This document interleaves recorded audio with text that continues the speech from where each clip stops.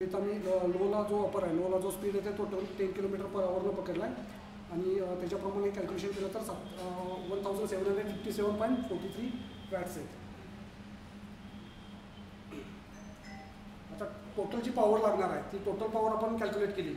P T is equal to P R plus P D plus P जी.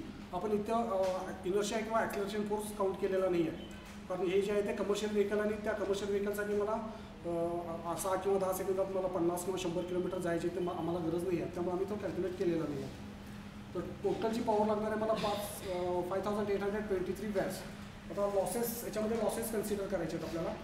आता जी motor efficiency आहे, जर आपण जर BLDC मोटर वापरत असेल तर BLDC मोटरची जी इफिशियन्सी आहे तो नियर अबाउट 85 to 90%. PMSM आणि AC मोटर्स आहेत ते 90 to 93, 94%. आणि जे ॲक्झेल फ्लक्स आहेत ते अबोव 95%. ॲक्झेल फ्लक्स मोटर आहेत ती एफिशियन्सी सगळ्यात जास्त आहे, ती अबोव 95% आहे. तर याच्यामध्ये आपण मोटर इफिशियन्सी 90% पकडलेली आहे. हा लॉस कन्सिडर केल्यानंतर 5823 × 1.1 is equal to 6406 watts. Then vehicle losses, जे ट्रान्समिशनमध्ये लॉसेस होतात किंवा मोटरकडून गिअरबॉक्सकडून डिफरेन्शियल असेल किंवा टायरपर्यंत जाईपर्यंत जे लॉसेस असतात ते टोटल लॉसेस कन्सिडर केले 50%. देन हे सगळे लॉसेस कन्सिडर केल्यानंतर आपल्याला जी पॉवर लागते ती 7367 जी आपल्या मोटरची पॉवर पाहिजे. आपल्याला ह्या पॉवरची आपल्याला मोटर पाहिजे. पण याच्यामध्ये दोन गोष्टी आहेत. हे जे आपण कॅल्क्युलेशन केलं ते सगळं कशासाठी केलं? एक्स्ट्रीम कंडिशनला केलं की माझा फुल वेट आहे गाडीमध्ये, माझी गाडी फुल लोड आहे, ह्या ग्रेडियंटला मी चाललो आहे आणि याच्यासाठी मी कॅल्क्युलेशन केलं. तर आपल्याला ही मोटर, ह्या पॉवरची मोटर आहे का, तर त्याच्यामध्ये दोन कन्सेप्ट आहेत, nominal power and max power. Nominal torque and max torque. तर ही जी पॉवर आता आपण कॅल्क्युलेट केली ती आली 7300, पण याच्यासाठी मला 5 kWची मोटर सफिशियंट आहे. आणि 5 kW मोटरचा जो मॅक्स पॉवर जी येते ती अबाउट 9.2 kW जाते. मॅक्स पॉवर 5 kWच्या मोटरची मॅक्स पॉवर येते ती 9.2 जाते. त्यानंतर आपल्याला टॉर्क कॅल्क्युलेट करायला लागेल, व्हेकलचा टॉर्क कॅल्क्युलेट करायला लागेल. तर पॉवरचा हे दोन जे आहेत, P = V × I power P = 2.80/60, हे जो दोन फॉर्म्युला आहेत याच्यामध्ये EVमध्ये सगळ्यात जास्त असतात. आपल्याला टॉर्क कॅल्क्युलेट करायचा आहे. T =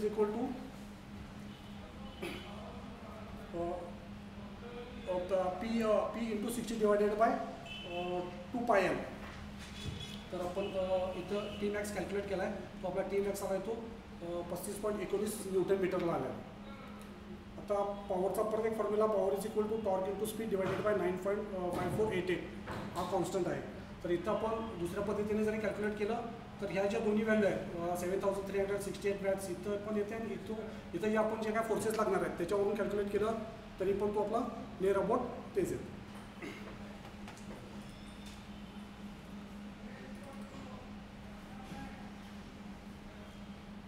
आपल्याला आता व्हील RPM वरून आपल्याला व्हेकलचा स्पीड काढायचा. तर आता मी एक्सेलमध्ये आम्ही हे डायरेक्ट टाकून घेतलेलं आहे.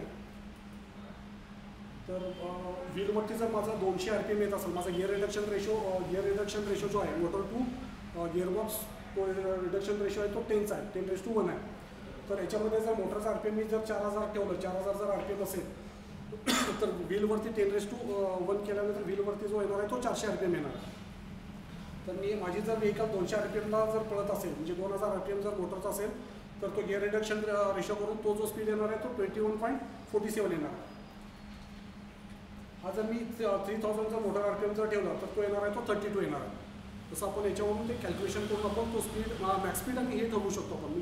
मोटरच्या RPM वरून व्हेकलचा मॅक्स स्पीड किती येणार आहे, आपला गिअर रिडक्शन रेशो काय आहे आणि व्हील किती RPM फिरणार आहे आणि आपलं हे किती येणार, आपण याच्यावरून कॅल्क्युलेशन करू शकतो.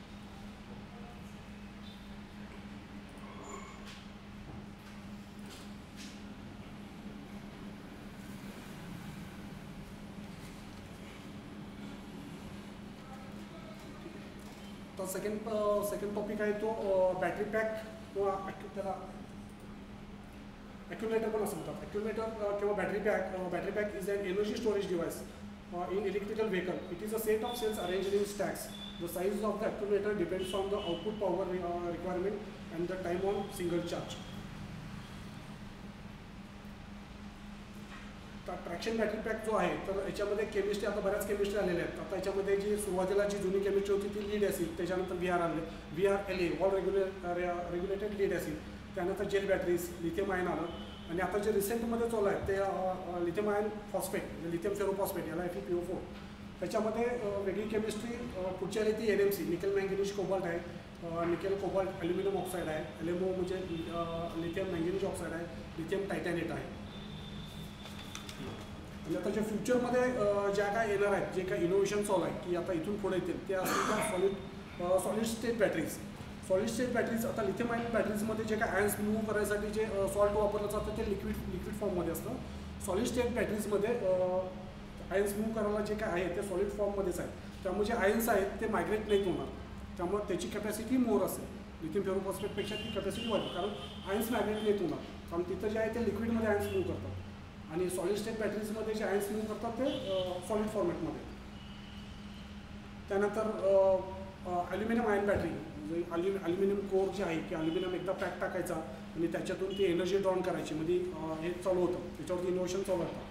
त्यानंतर silicon anode batteries, lithium sulphur batteries, carbon nanotube batteries, ते आता पुढच्या जे आहे म्हणजे पुढं जे येतील त्या ह्या टाईपच्या बॅटरीज येतील मार्केटमध्ये.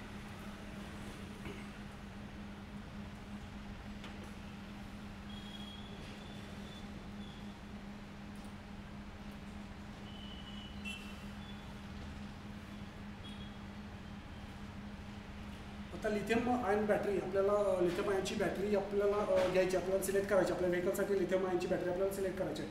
तर कोणकोणत्या गोष्टी आहेत, तर आपल्याला पहिला सेलचे पॅरामीटर्स चेक करायला लागतील. सेलमध्ये बरं असतं ते नॉमिनल व्होल्टेज, सेलचं नॉमिनल व्होल्टेज, जे आता काय मार्केटमध्ये जे सेल अवेलेबल आहेत ते नॉमिनल 3.2 व्होल्ट असतात, 4000 mAh किंवा 6000 mAh जे असतात, जे पॉवर बँकमध्ये वापरले जातात, तर ते त्या टाईपचे सेल्स असतात. तर याच्यामध्ये आपल्याला काय काय बघायला लागेल, तर कपॅसिटी काय आहे, SOC किती आहे, त्यानंतर सेल पॅरामीटर्समध्ये हाय व्होल्टेज किती आहे, म्हणजे जेव्हा एखादा सेल फुल चार्ज केला, 3.2 हे नॉमिनल व्होल्टेज आहे, पण जेव्हा एखादा सेल फुल चार्ज केला तर तो 3.4, 3.6, आणि जेव्हा DOD आहे, जे डीप डिस्चार्ज आहे, त्यावेळी त्या सेलचं व्होल्टेज किती आहे, 2.8 किंवा 3 आहे. हे प्रत्येक मॅन्युफॅक्चरनुसार वेगवेगळं असतं.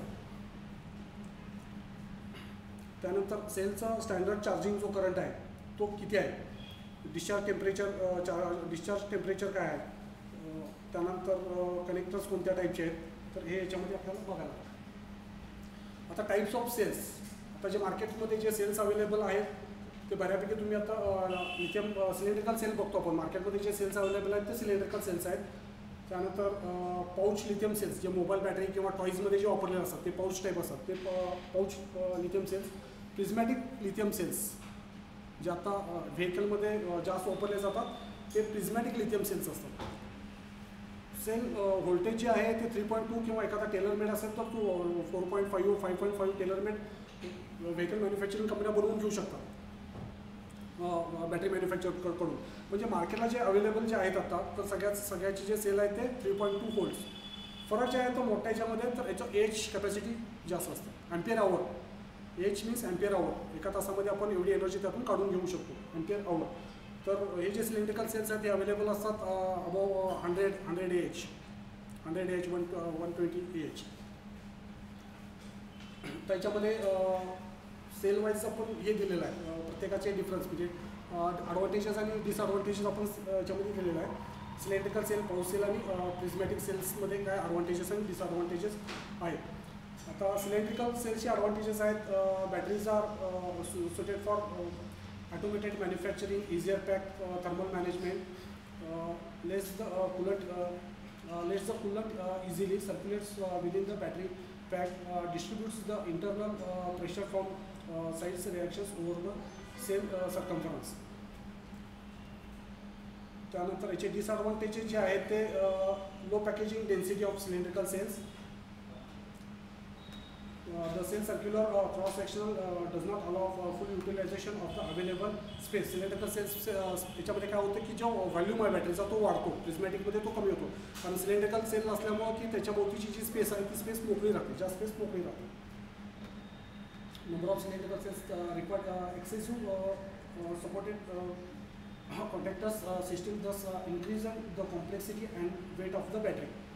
आता पाऊच सेल वेटमध्ये पाऊच सेल सगळ्यात कमी येतात. Lowest in weight, flexible cells can easily fit and available space of a given product. Pouch सेलचे डिसएडव्हान्टेजेस जे आहेत ते need to customise most pouch cells, need to protect against external impacts or punctures, not a good fit for industrial or machinery use. आता prismatic cells जे आहेत the optimal utilization of pack and battery compartment space. Cells are not subject to swelling. Highest AH nominal capacity and kWh energy battery watt hour. Higher overall battery energy density compared to cylindrical cells. Lighter overall LIB weight compared to batteries with cylindrical cells. चे जे disadvantage आहेत prismatic सेलचे जे disadvantages आहेत ते more potential stress for parts of the electrodes and separators sheets that are close to the container corners. Containers cornersच्या एकदम क्लोजमध्ये येतात. Cells can be more expensive to manufacture. हे सेल्स जे आहेत ते मोर एक्सपेन्सिव्ह होतात.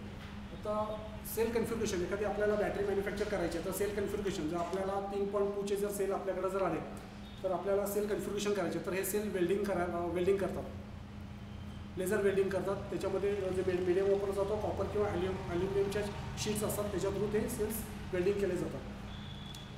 तर आपल्याला आता ही जे सेल कन्फिग्युरेशन दाखवलं आहे ते 4S2P दाखवलं आहे. 4S2P म्हणजे 4 सेल्स इन सिरीज आणि 2 सेल्स इन पॅरलल. याच्यामध्ये काय होतं, ज्यावेळी सिरीजमध्ये आपण कनेक्शन करतो, सेलचं सिरीजमध्ये कनेक्शन करतो त्यावेळी व्होल्टेज मल्टिपल होतो. आता 3.2चा सेल असेल आणि आपण जर तो सिरीजमध्ये कनेक्ट केला तर त्याचं व्होल्टेज झालं 14.2 झालं. आणि हे 4 सेल परत 2च्या ह्याच्यामध्ये पॅरलल कनेक्ट केलं तर ह्याच्यामध्ये पॅरलल जे कनेक्शन करतो त्यावेळी एच मल्टिपल होतं. जर 4000 mAhची जर एक सेल असेल आपला तर त्याच्यामध्ये तो झाला 8000 mAh झाला, 8H झाला. जर आपल्याला आता 72चं डिझाईन करायचं आहे तर साधारण मॅन्युफॅक्चर 3.2चं पकडलं तर 23S. आता 72 व्होल्ट आणि 18Hचं आपल्याला बॅटरी पॅक डेव्हलप करायचं आहे. तर याच्यासाठी आपल्याला किती सेल लागतील, 3.2 × 23 73.2 आणि 18H करायचं आपल्याला. एच पण वाढवायचं तर 23 सेल्स हा सिरीजमध्ये, 23 सेल्स आले सिरीजमध्ये. आपलं व्होल्टेज झालं 72, 3.2 × 23. असे 3 लेअर 23, 23, 23 3 लेअर परत आपल्याला पॅरलमध्ये कनेक्ट करायला लागतील. तर ते आपला झाला 72 व्होल्ट 18H बॅटरी पॅक. तर असे बॅटरी पॅक आपल्याला वाढवतात. 72 व्होल्ट मला 100H करायचा आहे, 120H करायचा आहे, तर त्या पद्धतीने मला तो पॅक वाढवावा लागतो. तर बॅटरीच्या ह्याच्यामध्ये सगळ्यात महत्त्वाचं जे आता लिथियमच्या बॅटरी आहेत, लीड ॲसिड बॅटरीसाठी BMSची काही गरज नाही, त्याला काय रेग्युलेट करायची काही गरज नाही. पण लिथियम बॅटरीसाठी BMS हा जो आहे तो मेन ब्रेन आहे. Battery management system. The function of the battery management system is to monitor the voltage of each cell, temperature of the pack, amount of current drawn from the battery, and communicates the current limits to the controller. Also, it calculates the SOC and SOH.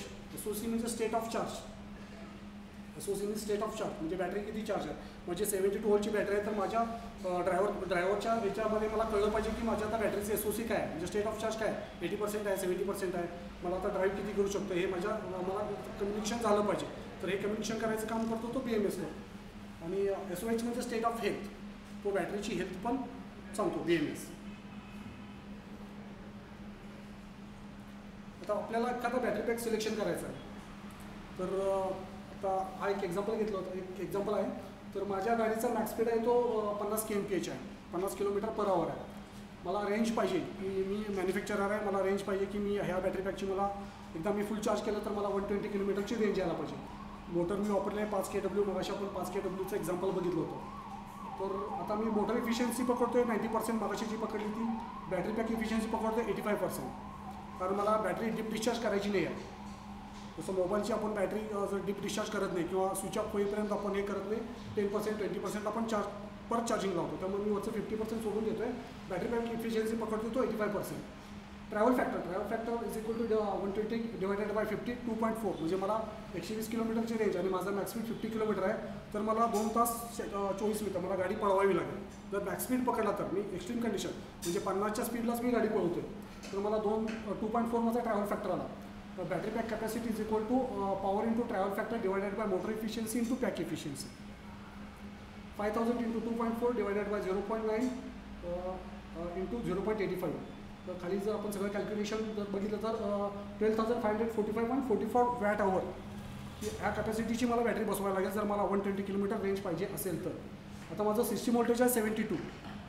त्याला मी 72ने divide केलं तर मला H येते, बॅटरीचा H येतं 174.24 H. म्हणजे मला जो बॅटरी पॅक, माझा जो टोटल बॅटरी पॅक कॅपॅसिटी मला पाहिजे 12.54 kWh किलोवॅट आवरची बॅटरी मला लागेल. आणि माझ्या बॅटरीचं सिस्टम व्होल्टेज असेल 72 आणि एच असेल 180. आता हे जर आपण मगाच्या फॉर्म्युल्यात जरी टाकून बघितलं P is equal to V into I, तर इथं जरी हा फॉर्म्युला जरी बघितला तरी आपल्याला साधारण तेच येतं. कारण आपलं 5000 वॅटची जर मोटर असेल आणि 72 आपलं जर सिस्टम व्होल्टेज असेल तर साधारण 70 अँपियर करंट येतो, 70 अँपियर करंट येतो. तर इथं जर बघितलं आपलं एच आलं ते 180 एच आलं. 70 एच एका तासामध्ये जर घेतलं, 70 अँपियर जर घेतलं एका तासात, 70 + 70 140 आणि वरचं 140 म्हणजे तुमचा ट्रॅव्हल फॅक्टर जो आहे 2.4 तेवढा वेळ ती व्हेकल रन होईल. आत्ताच्या लेटेस्ट जे BYDची एक गाडी आली होती हॅन EV म्हणून, त्याच्यामध्ये त्यांनी ज्या बॅटरी वापरल्या होत्या ह्या ब्लेड बॅटरीज वापरल्या होत्या. तर ह्या ब्लेड बॅटरीज आहेत त्या 3.2 व्होल्ट्स आणि 130 AHच्या ज्या ब्लेड बॅटरी ज्या वापरल्या होत्या त्याच्यामध्ये ह्या गाडीची जी रेंज आली होती ती मोर दॅन 650 किलोमीटर्स. आता जे आपल्याकडे आहेत ते नियर अबाउट 450 किलोमीटर्सपर्यंत आपण पोहोचलेलो. पण BYDची जी आहे त्यांचं जे लेटेस्ट इनोव्हेशन त्यांनी केलं ती हे आहे ते blade बॅटरीजला.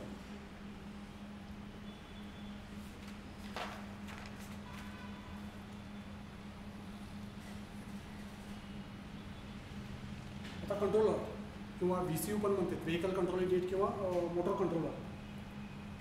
The function of controller. The motor controller receives commands from interface such as the throttle, brake, or forward reverse control switches the motor controller process.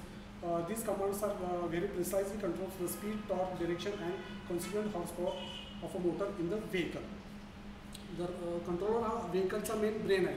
जसं IC इंजिनमध्ये कार्बोरेटर काम करतं